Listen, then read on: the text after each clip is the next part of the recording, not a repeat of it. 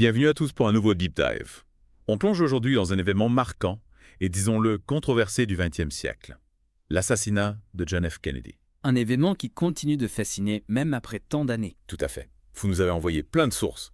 Articles, extraits de rapports Warren, analyses d'experts, on a même reçu des témoignages. Passionnant. Notre mission, décortiquer tout ça ensemble. Extraire l'essentiel pour vous donner une vision claire de cette affaire complexe. Et pour m'aider, j'ai le plaisir d'accueillir un expert en histoire et en investigation. Ravi d'être là. JFK, c'est une affaire qui intrigue toujours autant. Les zones d'ombre persistent, les théories du complot fleurissent. On dirait que la vérité nous échappe encore. Exactement. Et on va commencer par ce fameux rapport Warren. C'est un peu la base de la version officielle, mais il a été critiqué dès sa sortie. Oui, le rapport Warren, même s'il vient d'une commission présidentielle, n'a pas fait l'unanimité. Dès le départ, des incohérences, des omissions. Un manque de transparence, quoi. Exactement. Et ça a nourri le doute et les suspicions. Par exemple, cette fameuse balle magique, vous savez, celle qui aurait traversé Kennedy et blessé Connolly à plusieurs endroits. Ah oui, la balle magique. On en entend beaucoup parler. Eh bien, les experts en balistique, ils ont beaucoup critiqué. Ils disent que la trajectoire, la puissance... Impossible, quoi. Voilà. Pour ceux qui ne connaissent pas la balle magique, c'est l'idée qu'une seule balle aurait causé presque toutes les blessures à Kennedy et Connolly. Une théorie qui fait débat, hein? Absolument. Mais au-delà de la balle magique, il y a d'autres éléments troublants dans ce rapport Warren. Oui, beaucoup de témoignages contredisent la version officielle. Par exemple, des gens présents à Dealey Plaza disent avoir entendu des coups de feu qui ne venaient pas du dépôt de livres, là où Oswald aurait tiré. Ah bon? Oui, ils disent que ça venait plutôt du talus Herbeux en face du cortège. Intéressant. Mais le rapport Warren a mis ces témoignages de côté. Ils se sont concentrés sur la théorie du tireur solitaire. C'est fascinant de voir comment ces témoignages qui remettent en cause le tireur unique ont été écartés. Est-ce que la commission, elle a voulu, sans le vouloir, écarter toute idée de complot? Difficile à dire. Le contexte politique, avec la guerre froide, la peur du communisme. Ça a joué forcément. Oui, peut-être qu'ils ont préféré la thèse du tireur solitaire pour éviter une crise internationale. Montrer un individu isolé plutôt qu'un ennemi extérieur. Plus facile à gérer. Exactement. Et Oswald, justement, c'est un personnage central, mais pas simple du tout. Ah non, loin de là.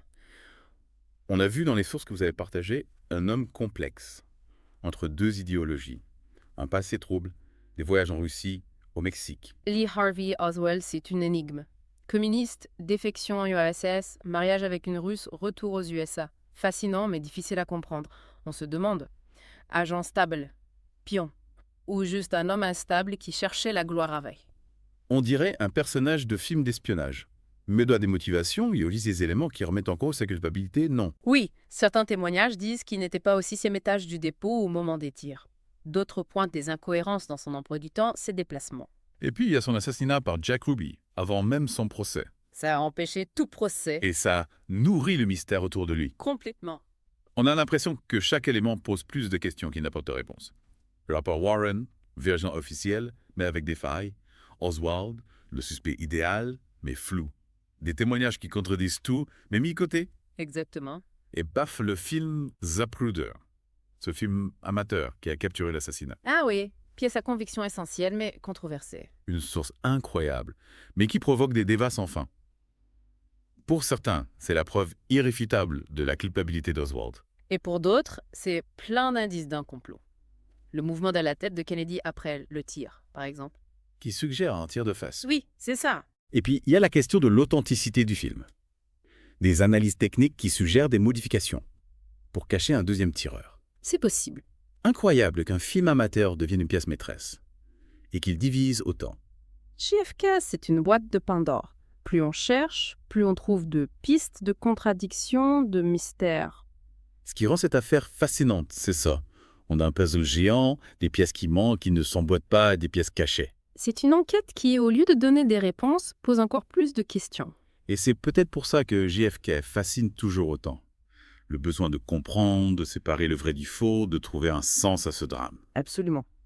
Pour continuer, on va se pencher sur les témoignages. Parfois troublants, parfois contradictoires. Les témoignages, c'est précieux, mais il faut être prudent. Tenir compte du contexte, des biais, des pressions. Tout à fait. Par exemple, Gene Hill, sur le talus Herbeux. Il dit avoir vu un homme fuir juste après les tirs. Un témoignage intéressant. Mais la commission l'a écarté. Pourquoi? On ne peut pas savoir avec certitude. peut-être jugés peu fiables, ou peut-être qu'ils préféraient ce qui confirmait leur version. Et ce n'est qu'un exemple. On a des médecins qui remettent en cause l'autopsie, des agents des services secrets qui parlent de failles de sécurité. Oui, des gens qui décrivent des événements qui ne collent pas. C'est là que JFK devient vraiment fascinant. C'est ça. On a une multitude de points de vue, des contradictions, des interprétations différentes. Et c'est à nous, en tant qu'observateurs, de démêler le vrai du faux. Peser le pour et le contre, comparer les sources, se forger une opinion. Tout à fait. Un vrai défi intellectuel, mais aussi une chance unique. Plonger dans un événement historique majeur. Comprendre les mécanismes du pouvoir, de la manipulation, de la recherche de vérité. L'assassinat de JFK, c'est bien plus qu'un fait divers. Ça a marqué les esprits, remis en question les certitudes. Et ça nous interroge encore aujourd'hui sur la vérité historique. Exactement. On a parlé de silence, de disparition suspecte. C'est vrai que ça nourrit les théories du complot. Mais avant de plonger là-dedans, je pense qu'il faut revenir sur les voyages d'Oswald. La Russie, le Mexique. Ah oui, ces voyages. Ils ont alimenté les spéculations sur ses motivations, ses contacts. On a du mal à cerner Oswald sans ça. Sa défection en URSS, en 59. Il avait 19 ans. Un rejet de son pays. Ça pose des questions. Vrai communiste. Idéaliste désillusionné. Ou autre chose. Difficile à dire. Les sources montrent un homme complexe. Attiré par le communisme, mais voulant revenir aux USA. Ce qui est sûr, c'est que le FBI le surveillait. Un espion potentiel pour eux. Et le voyage au Mexique, quelques semaines avant l'assassinat. Ambassade de Cuba, consulat soviétique. Qu'est-ce qu'il faisait là? Des contacts. C'est une des grandes énigmes. Il aurait voulu des visas pour Cuba et l'URSS, mais c'est flou. Le rapport Warren minimise ce voyage, alors qu'il pourrait être crucial. Une pièce manquante du puzzle. Et si Oswald avait été manipulé par des agents cubains ou soviétiques? Et si le voyage au Mexique, c'était le moment clé du complot? Des questions légitimes, mais prudence. On ne peut pas affirmer qu'il y a eu complot, ni le rôle du Mexique. Il faut examiner tout ça, sans idée préconçue. Se baser sur les faits, éviter les conclusions hâtives. Tout à fait. Et parmi les éléments à examiner, il y a cette théorie du faux Oswald. Intriguant, non? Ah oui, le faux Oz. Controversé, mais des éléments troublants.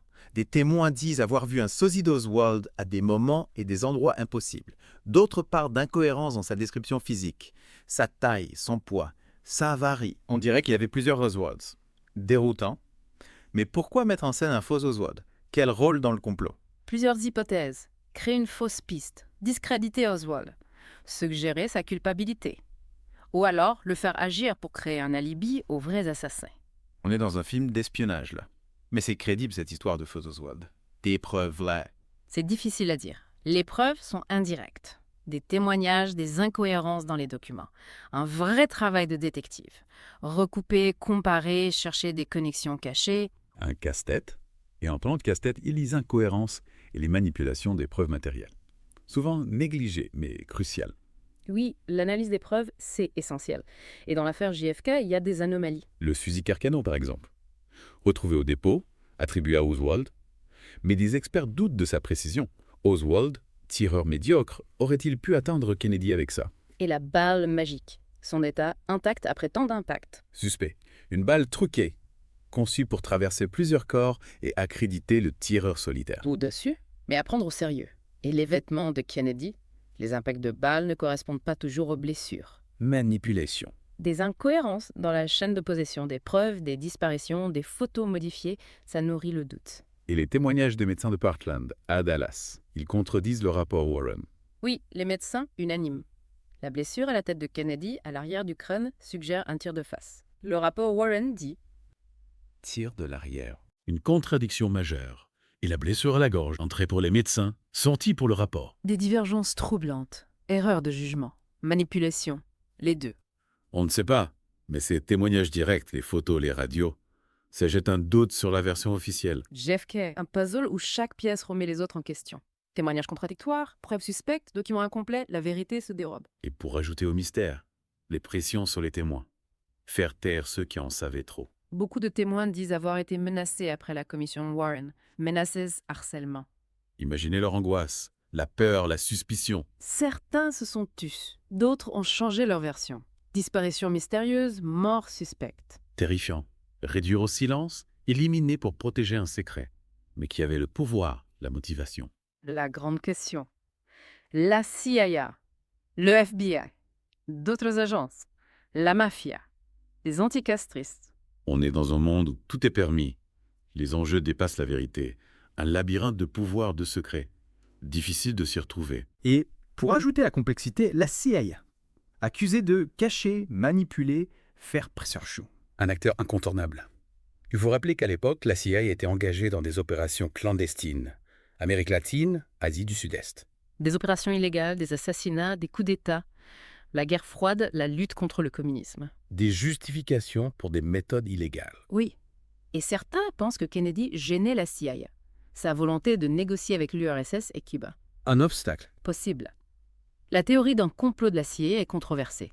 Mais il y a des éléments troublants. La CIA surveille Oswald, mais nie toute implication. Mais des documents déclassifiés montrent que la CIA a caché des choses sur Oswald à la commission. Et des agents de la CIA avaient des contacts suspects avec Jack Ruby. De quoi renforcer les soupçons et remettre en cause l'enquête. Le rôle de la CIA, c'est un des aspects les plus énigmatiques. Et Jack Ruby, qui abat Oswald en direct à la télé. 2 jours après Kennedy. Un choc mondial et encore plus de mystère. Un coup de théâtre. Qui était-il? Pourquoi? Un patriote vengeur, un tueur à gages, un déséquilibré.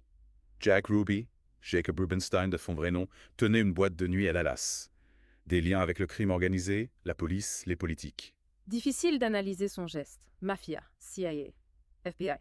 Pour faire taire Oswald. Ou a-t-il agi seul? Par patriotisme. Pour la gloire. Son acte reste un des éléments les plus troublants et alimente le mythe. Des pistes, des personnages, des secrets. Chaque réponse amène 10 questions. Un vrai casse-tête. L'affaire JFK. Un labyrinthe. Mais c'est ce qui la rend fascinante. Comprendre, démêler, trouver un sens. Et pour essayer de percer ce mystère, on va se pencher sur les théories du complot. Controversée, parfois farfelue, mais elle reflète un besoin de donner un sens, de trouver des coupables. Et pour JFK, il y en a beaucoup. Mafia, CIA, URSS, Lyndon B. Johnson. Chacune s'appuie sur des éléments du dossier, témoignages, documents. Mais aucune n'a la vérité absolue. À nous de peser le pour et le contre, comparer, nous forger une opinion. Avec un esprit critique, une approche rigoureuse. La vérité est peut-être perdue. Mais la recherche de la vérité, c'est un acte de justice, un hommage aux victimes, un combat contre l'oubli et la manipulation. On a vraiment exploré beaucoup de choses. Témoignages, preuves, la CIA, Jack Ruby. On a même parlé du faux Oswald. Incroyable. Mais avant de conclure, il y a un dernier point. La théorie du deuxième tireur. Ah oui, grand classique. Une théorie populaire mais controversée. C'est ça. Elle s'appuie sur des éléments troublants. Les témoignages de ceux qui ont entendu des tirs venant du talus. L'analyse du film Zapruder. Le recul de la tête de Kennedy. Un tir de face, possiblement. Mais un deuxième tireur, ça implique un complot, forcément. Une organisation des motivations plus importantes, qui était afghane. Pourquoi? On se le demande. Il y a plusieurs hypothèses. La mafia, qui voulait se venger de Robert Kennedy. La CIA, qui voyait Kennedy comme un obstacle. Des anticastristes. Ou Lyndon B. Johnson, le vice-président. Certains pensent qu'il a tout orchestré pour prendre le pouvoir. Fascinant. Mais est-ce qu'il y a des preuves? C'est le problème des théories du complot. Des suppositions, des interprétations, des coïncidences, difficile de prouver quoi que ce soit. Ce qui est sûr, c'est que l'assassinat de Kennedy a laissé un vide immense, un sentiment d'injustice. Et ça a favorisé les théories. Un vide amplifié par les zones d'ombre de l'enquête, les incohérences, les contradictions, les manipulations. On dirait que la vérité a été cachée. Oui, le manque de transparence, les pressions sur les témoins, les disparitions, ça nourrit le doute. Et c'est peut-être ça qui fascine autant dans l'affaire JFK. Le doute, la certitude. Une affaire qui nous fait réfléchir, qui nous interroge sur le pouvoir, les secrets, la manipulation de l'information. La vérité historique est fragile, partielle. Subjective même. Exactement. Et cette affaire, malgré le temps, continue de nous hanter. La quête de la vérité sur JFK, un chemin sans fin, mais qui mérite d'être parcouru. On a fait le tour, je crois. On a exploré les pistes, les témoignages, les preuves, les théories. On a essayé de comprendre le contexte, les enjeux, les motivations. Un travail énorme. Mais le mystère reste entier. Oui, JFK, une énigme qui nous défie. Une plaie ouverte dans l'histoire américaine. Une blessure qui ne guérira peut-être jamais. Et c'est peut-être ça qui explique la fascination pour cette affaire. Le besoin de comprendre, de trouver un sens, de démasquer les coupables, de rendre justice, même si c'est impossible. La vérité est peut-être perdue à jamais.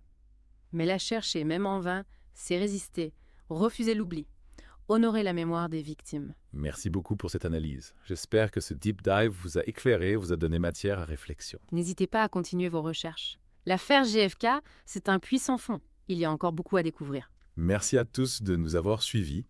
À bientôt pour un nouveau deep dive.